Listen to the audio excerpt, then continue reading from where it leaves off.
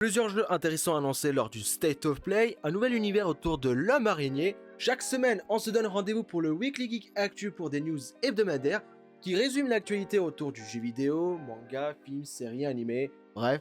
Et sans plus tarder, voici le sommaire actualité jeux vidéo de la semaine. Cette fois-ci, le sommaire jeux vidéo sera spécialement dédié sur la conférence du State of Play qui a été annoncée par PlayStation. Plusieurs annonces jeux vidéo concernant cette conférence ont été au rendez-vous, tels que le jeu vidéo John Wick qui va faire son retour cette fois-ci en jeu vidéo, qui a été développé par le studio Saber Interactive avec la bénédiction des créateurs de la franchise. Premières images d'un Keanu Reeves toujours aussi brutal, où le studio promet que les éléments emblématiques des films John Wick seront inclus dans le jeu. Séquences exceptionnelles, les environnements cinématiques notables et audacieux, et sans oublier les courses-poursuites intenses et l'action 100%. Le jeu est annoncé sur PS5, mais ni la date de sortie ni le titre officiel n'ont été annoncés cette fois-ci. On enchaîne avec Silent Hill Townfall. Après le succès de Silent Hill F, ce nouvel opus de la franchise horrifique nous offre une nouvelle ville à explorer, avec des ennemis monstrueux à affronter et à éviter, ainsi que des casse-têtes intimement liés au scénario. La perspective passe à la première personne et une CRTV, un appareil rétro où nous aurons une petite télévision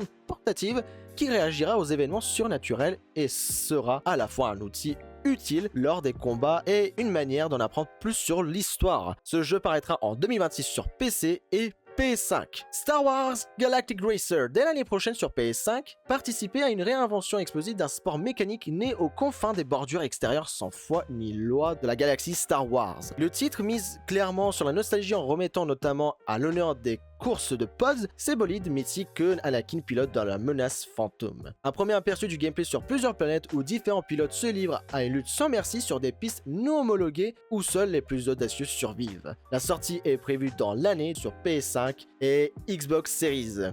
Deux annonces importantes de Santa Monica Studio ont conclu le State of Play de la semaine dernière. Premièrement, la confirmation qu'un remake de la trilogie grecque de God of War est au début de son développement. Et puis, le studio s'est allié avec Mega Cat Studios pour créer un jeu d'action plateforme 2D, God of War of Sparta. Un jeu d'action en 2D Shadow Drop, c'est-à-dire un jeu qui est déjà disponible sur PS5, avec une histoire qui se déroule durant la jeunesse de Kratos, où il endure son dur entraînement durant son éducation spartiate aux côtés de son frère Deimos. Bien évidemment, plusieurs jeux ont été aussi annoncés lors de cette conférence, tels que Ghost of Yotei Legends, un nouveau DLC multijoueur qui est gratuit et qui arrive le 10 mars, le 007 First Light, Resident Evil Requiem, Beast of Reincarnation que nous avons déjà parlé il y a bien longtemps sur la conférence de Xbox, et Pragmata qui sera aussi disponible sur PS5, tout comme on l'avait annoncé sur la Switch précédemment.